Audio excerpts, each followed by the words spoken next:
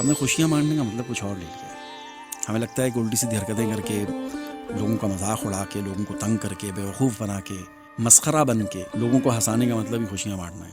اور اب اس مسخرہ پن کو نا لوگ نیکی کا درجہ دینے لگ گئے ہیں۔ اور جی لوگوں کو باتیں کر کے ہنسانا، ان کے چہرے پہ خوشیاں لانا، یہ بھی نیکی کا کام ہے۔ میرا خیال ہے کہ در حقیقت خوشیاں بانٹنا کچھ اور ہوتا ہے۔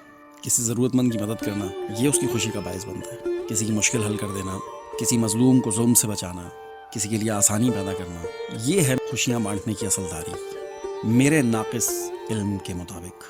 جو مسخرے بن کر اپنا کام کر رہے ہیں وہ اپنی جگہ ٹھیک ہوں گے، لیکن ہم کہیں اور جا رہے ہیں۔ جس کو آپ اٹھا لیں وہ ہر بندہ تذلیل کر رہے ہیں، لوگوں کی مذاق کر رہے ہیں، تنگ کر رہے ہیں لوگوں کو۔ وہ ٹھیک ہے، ایک حد تک تو ٹھیک ہے، لیکن ہر بندہ اسی ڈگر پہ چل جائے یہ ٹھیک نہیں ہے۔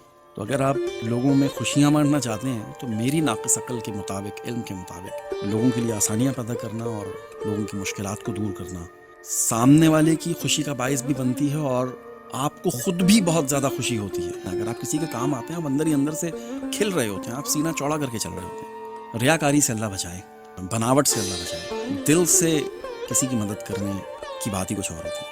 اس سے جو آپ کو سکون ملتا ہے، اور سکون کے ساتھ ساتھ جو کامیابیاں اللہ دیتا ہے، اور آپ کے راستے میں سے رکاوٹیں، پریشانیاں، مصیبتیں جو اللہ آپ کے راستوں میں سے ہٹاتا ہے، اس کی تو بات ہی کچھ اور ہے۔